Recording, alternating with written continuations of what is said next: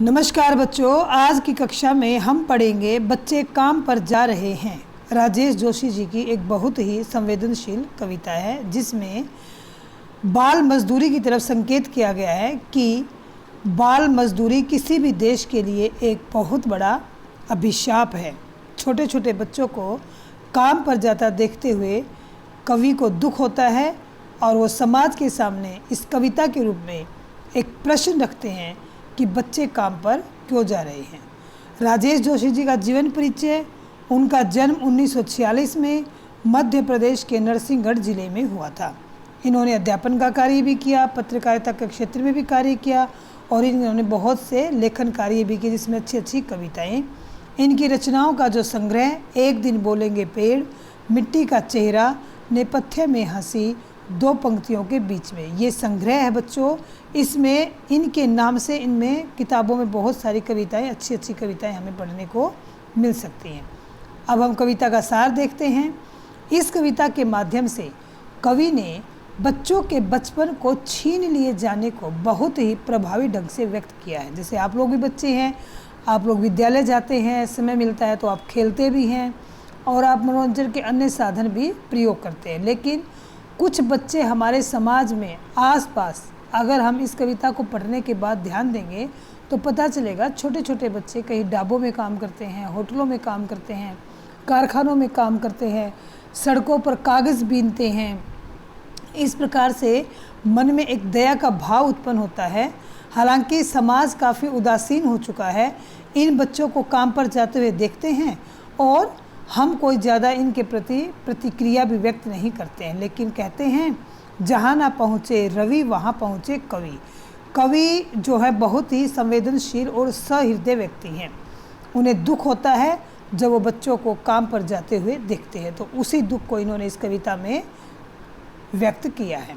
कवि सामाजिक और आर्थिक व्यवस्था पर व्यंग्य करते हैं और कहते हैं कि ऐसी व्यवस्था किस काम की जिसमें बच्चे खेल, शिक्षा और जीवन की उमंग से वंचित हैं। वंचित मतलब उनको ये चीज़ें नहीं मिल रही हैं। इस कविता में कवि इस बात को समाज के सामने एक प्रश्न के रूप में छोड़ते हैं, साथ ही पाठकों को भी सोचने पर मजबूर करते हैं कि बच्चों की ऐसी दशा के लिए वास्तव में जिम्मेदार कौन है। क्या उनके अभिभावक हैं, समाज है, देश है, देश की व्यवस्था है, कौन है जिम्मेदार। और वो अपनी बात को कविता के माध्यम से कहते हैं, लेकिन वास्तव में कवि इसे एक समस्या के रूप में, प्रश्न के रूप में हम पाठकों के सामने प्रस्तुत कर रहे हैं। काव्यांश एक है इसका। आपके क्षितिज भाग 1 की पुस्तक में कविता आपको मिलेगी। अंतिम पाठ है।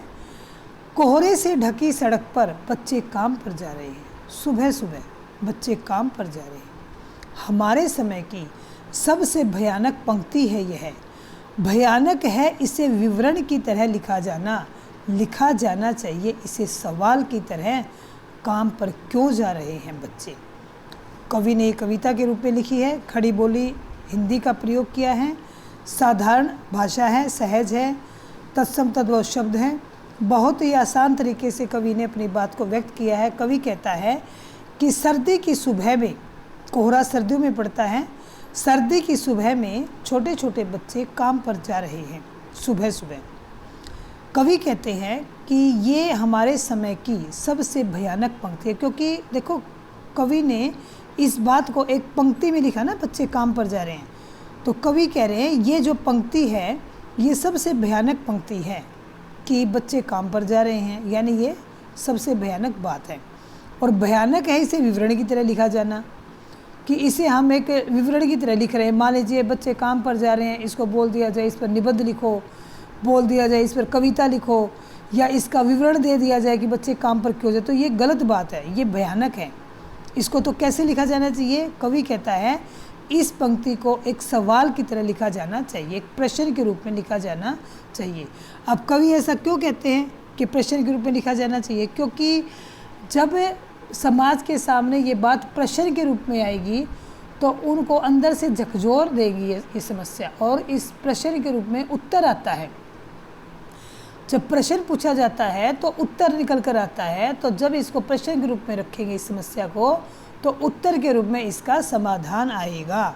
और दूसरा कवि समाज से समाज के लोगों से, देश से, अभिभावकों से सबसे पूछना चाहता है कि बच्चों की इस दशा का जिम्मेवार कौन है।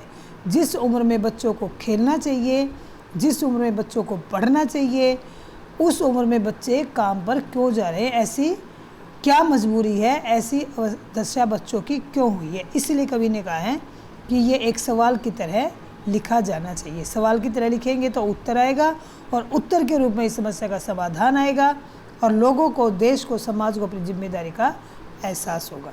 काव्यांश 2 देखिए। क्या अंतरिक्ष में गिर गई है सारी गेंदें? क्या दीमकों ने खा लिया सारी रंग बिरंगी किताबों को? क्या काले पहाड़ के नीचे दब गए हैं सारे खिलौने?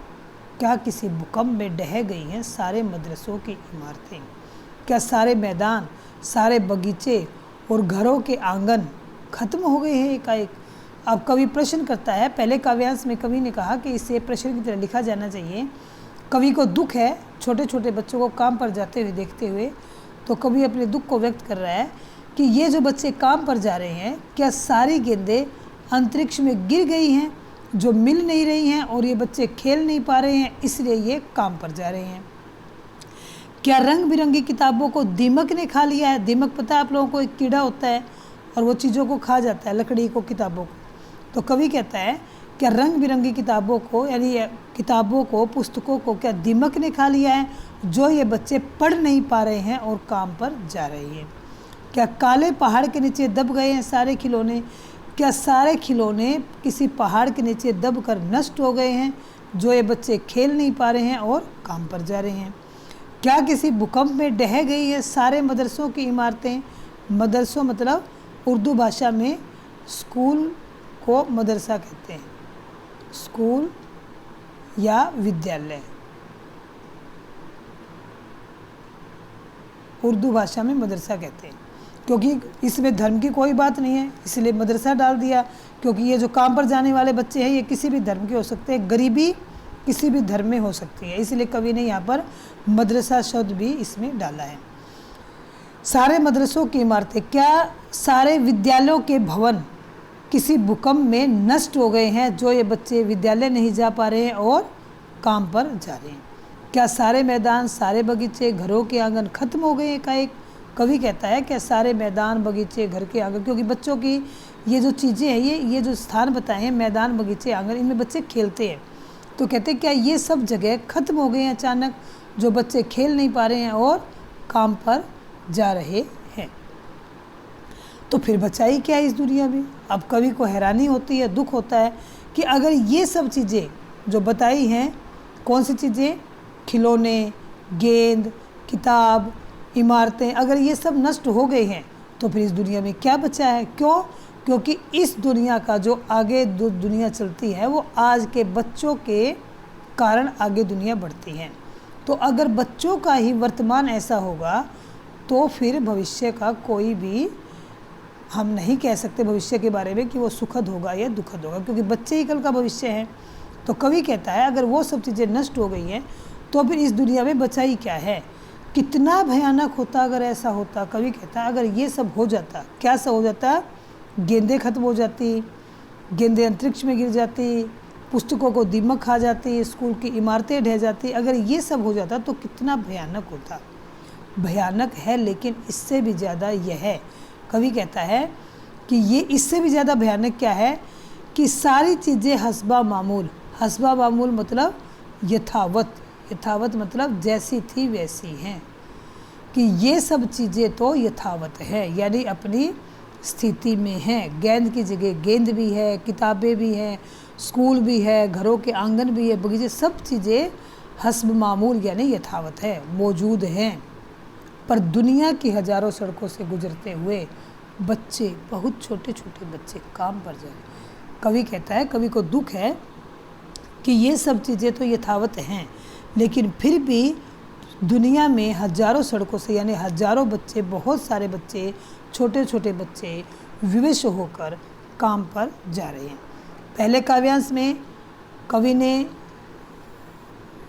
ने कहा कि बच्चों को काम पर जाते हुए देखा कवि ने, कभी तो अपना दुख व्यक्त किया कि ये बच्चे काम पर जा रहे हैं, और इसको कहा विवरण की तरह लिखना ये भयानक है, इसको तो कैसे लिखना चाहिए, एक सवाल की तरह लिखना चाहिए। सवाल की तरह क्यों लिखना चाहिए? क्योंकि सवाल की तरह जब हम लिखेंगे तो उसका उत्तर आएगा और उत्तर के रूप में इस समस्या का समाधान आएगा। और अगर सवाल पूछा जाएगा तो समाज में, देश में अभिभावकों अंदर से उनको झकझोर दिया जाएगा और वो शायद इस तरफ ध्यान देना शुरू करें और शायद बच्चों का काम पर जाना बंद हो। फिर इसमें कवि ने प्रश्न किया है कि बच्चे काम पर क्यों जा रहे हैं? क्या गेंदे, किताबें, स्कूल की इमारतें, खिलौने, बगीचे, घर के आंगन क्या सब नष्ट हो गए हैं?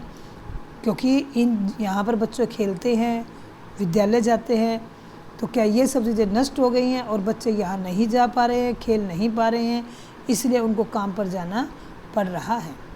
फिर कवि कहता है, दुख व्यक्त करता है कि अगर ये सब हो जाए, अगर ये सब नष्ट है तो फिर दुनिया में कुछ नहीं बचा, और अगर ऐसा हो जाए तो ये बहुत ही भयानक बात है। लेकिन इससे ही भयानक क्या है कि ये सब चीज़ें तो यथावत हैं, लेकिन फिर भी दुनिया के बहुत सारे छोटे छोटे बच्चे काम पर जाने को मजबूर हैं।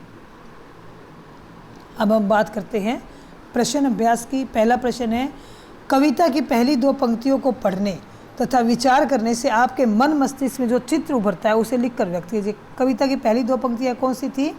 कोहरे से ढकी सड़क पर सुबह सुबह बच्चे काम पर जा रहे हैं। तो क्या चित्र मस्तिष्क में बनेगा? जो चित्र बनेगा वह अत्यंत ही करुणा और व्यवस्था के प्रति आक्रोश वाला चित्र होगा। कि पहली 2 पंक्तियों को पढ़कर जो हमारे मस्तिष्क में चित्र बना है वह अत्यंत करुणा और व्यवस्था के प्रति आक्रोश का भाव उसमें उठ रहा है। सर्दी तथा कोहरे में बच्चों को घर में होना चाहिए, खेलना चाहिए, लेकिन वो बच्चे हाथों में कुछ अपना, उनके पैरों में चप्पलें भी नहीं हैं और उनके वस्त्र भी फटे हुए हैं और वो ठंड से ठिठुरते हुए काम पर जाने को मजबूर है, जो कि बहुत ही दर्दनाक और दुखद बात है पूरे समाज के लिए। दूसरा प्रश्न है, कवि का मानना है कि बच्चों के काम पर जाने की भयानक बात को विवरण की तरह न लिखकर सवाल के रूप में पूछा जाना चाहिए। हम इसके ऊपर चर्चा कर चुके हैं व्याख्या करते समय। क्यों पूछना चाहिए? कि आज के बच्चे ही कल का भविष्य हैं, कि अगर ये बच्चे अपना खेलना पढ़ना सब छोड़कर काम पर जाएंगे तो ना तो इनका पोषण हो पाएगा, ना ही ये शारीरिक रूप से सक्षम हो पाएंगे, इनको शक्ति भी नहीं मिलेगी, और जो आज का ये जो बच्चे हैं कल का भविष्य हैं, देश का भविष्य है, और देश का भविष्य नष्ट हो जाएगा। तो अगर इस बात को प्रश्न के रूप में पूछेंगे तो कोई अपनी जिम्मेवारी लेने को तैयार होगा, उनके मन में ये प्रश्न उठेगा और प्रश्न के रूप में इस समस्या का समाधान भी आएगा। इसलिए कवि चाहता है कि इसको प्रश्न के रूप में पूछना चाहिए, क्योंकि कवि के मन में इन बच्चों को काम पर जाते हुए देखकर अत्यंत दुख है, उनके मन में करुणा है और उनके मन में चिंता है, बच्चों के प्रति गहरा लगाव है। तो वो इसे प्रश्न के रूप में समाज के सामने प्रस्तुत कर कर इसका उत्तर चाहते हैं, यानी इस समस्या का समाधान चाहते हैं कि इस बच्चों की इस दशा के लिए जिम्मेदार कौन है। प्रश्न नंबर 3, सुविधा और मनोरंजन के उपकरणों से बच्चे वंचित क्यों हैं? समाज का एक बहुत बड़ा वर्ग गरीबी के अभिशाप को झेल रहा है और इस गरीबी और समाज की व्यवस्था के कारण करोड़ों बच्चों को अपने परिवार की आर्थिक सहायता के लिए उनकी जिम्मेदारियों में हाथ बटाना पड़ता है और न चाहते हुए भी वे मजदूरी करने को मजबूर हैं। उनके माता पिता के पास गेंद, खिलौने, किताबें आदि खरीदने के लिए पैसे नहीं हैं, इसलिए ये बच्चे सुविधा और मनोरंजन के साधनों से वंचित है। और दूसरा, समाज भी इनके प्रति उदासीन है, तो न चाहते हुए बच्चों को काम पर जाना पड़ता है और ये सुविधा और मनोरंजन के उपकरणों से वंचित है। बच्चों को काम पर जाते देख किसी को कुछ अटपटा नहीं लगता। इस उदासीनता के क्या कारण हो सकते हैं? उदासीनता यानी उदासीनता का अर्थ है अनदेखा करना, कि बच्चे जो समाज के लोग हैं उन्हें इसका कोई फ़र्क नहीं पड़ता, वो इस तरफ से उदासीन है, वो इग्नोर करते हैं। अब इसके क्या कारण है? पहला कारण कि लोग आत्म केंद्रित हो गए हैं। क्या हो गए हैं लोग? आत्म केंद्रित यानी स्वार्थी।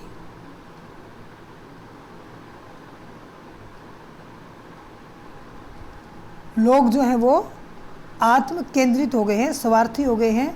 वो सोचते हैं कि चलो हमारे बच्चे तो शिक्षा ग्रहण कर रहे हैं और बच्चों से हमें क्या लेना देना, ये तो सरकार का काम है। दूसरा क्या, लोग इसके प्रति जागरूकता नहीं दिखाते, सोचते हैं कि सरकार के सोचने का कार्य है। और समाज का एक बहुत बड़ा वर्ग इन बच्चों से काम करवाकर अपने कारखानों में, रेस्टोरेंट में, ढाबों में काम करवाकर मोटा मुनाफा कमाता है, अपनी जेब को भरता है, इसलिए वो इनके बारे में नहीं सोचता। और दूसरा, सब यही सोचते हैं कि ये सरकार का, हालांकि सबको पता है बाल मजदूरी के जो नियम बना हुआ है बाल मजदूरी के खिलाफ विरोध में, लेकिन फिर भी सभी स्वार्थी हैं, सभी यही सोचते हैं कि हमारा बच्चा तो शिक्षा ग्रहण कर रहा है, हमें इन बच्चों का क्या सरकार देखेगी। इसलिए वो जो समाज के जो लोग हैं वो इनको काम पर जाते हुए देखकर उदासीन हैं, यानी कोई प्रतिक्रिया व्यक्त नहीं करती है। प्रश्न नंबर 5, आपने अपने शहर में बच्चों को कब कब और कहाँ कहाँ काम करते हुए देखा है? अपने शहर में, आप अपने अपने शहरों में रहते हैं तो देख सकते हैं, लेकिन अधिकतर अगर हम बात करें तो सड़कों पर कागज़ बीनते हुए देखा है। और सुबह सुबह सड़कों पर कागज़ बीनते हुए देखा, ये सुबह हो जाएगा। और किसी भी समय ढाबों में जूठे गिलास उठाते हुए, बर्तन मांजते हुए देखा है। और किसी भी समय सुबह, दोपहर, शाम कारखानों में काम करते हुए देखा है। और अपने सब्जी की रेहड़ी वगैरह लगाते हुए देखा है। तो इस प्रकार हम इन बच्चों को काम करते हुए देखते हैं। घरों में छोटे छोटे बच्चों को, अपने वो छोटे छोटे बच्चे जो होते हैं, जो घर में मेड होती हैं, घर का जो घरेलू कार्य करती हैं, उनके साथ वो बचपन से लग जाते हैं, तो घरों में इनको काम करते हुए भी देखा है। अंतिम प्रश्न है, बच्चों का काम पर जाना एक बड़े हादसे के समान क्यों है? सबसे पहले बच्चों, इस प्रकार के जो प्रश्न आते हैं ना, देखो इसमें काम पर जाने की तुलना किससे की है? धरती के बड़े हादसे के समान बताइए। तो सबसे पहले हमें हादसे का पता होना चाहिए। हादसे में जान माल का काफ़ी नुकसान होता है। हादसे में जान माल का काफ़ी नुकसान होता है। बच्चों का काम पर जाना भी एक हादसे के समान है, क्योंकि इसमें ये जो बच्चे हैं राष्ट्र का भविष्य है। जिस उम्र में बच्चों को पढ़ना लिखना चाहिए तथा भविष्य का योग्य व सुशिक्षित नागरिक बनने की तैयारी करनी चाहिए ताकि देश का भविष्य सुदृढ़ बने, वे उस उम्र में बाल मजदूरी करते हुए अपना भविष्य नष्ट कर रहे हैं। और अपना भविष्य नष्ट नहीं कर रहे, इससे देश का भविष्य नष्ट हो रहा है और देश को इससे बहुत ही ज़्यादा आर्थिक नुकसान होने वाला है। इसलिए बच्चों का काम पर जाना धरती के एक बड़े हादसे के समान है। तो बच्चों, ये प्रश्न उत्तर थे आपके, आपको समझ में आए होंगे। और अच्छे से आपको ये स्पष्ट हो जाए, इसके लिए आप वीडियो को, ऐसा नहीं कि आप एक बार देखेंगे, एक बार, दो बार, छोटा छोटा करके आप पूरी वीडियो देखें। प्रश्न उत्तरों पर जो चर्चा की गई है उन्हें ध्यान से सुने, आपको समझ में आएगा। और अब आप इस वीडियो को लाइक करें, शेयर करें, सब्सक्राइब करें और जल्दी ही इसके काव्यांशों पर आधारित प्रश्न उत्तरों की वीडियो भी आपके सामने लाई जाएगी। जितनी भी आपकी कविताएं हैं उन कविताओं के जो काव्यांश हैं, क्योंकि ये आपकी परीक्षा में 6 नंबर का आने वाला, 6 अंक का आएगा, 2-2 नंबर के 3 क्वेश्चन आएंगे। जितनी कविताएं आपने पढ़ ली हैं उन कविताओं के काव्यांश आपको दिए जाएंगे। कोई एक काव्यांश होगा और उस काव्यांश पर 3 प्रश्न होंगे, 2 नंबर का 1 प्रश्न होगा। आपको सिलेबस में ही बताया गया था। तो अब आपकी ये अंतिम कविता है, कविताएं आपकी ख़त्म हो गई हैं इसके बाद। तो अब आपकी जो वीडियोज़ आएंगी वो कविताओं के काव्यांश की वीडियो भी आएंगी कि काव्यांश पर आधारित प्रश्नों के उत्तर आपको कैसे देने हैं। तो बच्चों, वीडियो को देखें, समझें, बार बार सुनें और उत्तर पुस्तिका में इसके प्रश्नों के उत्तर लिखें। धन्यवाद।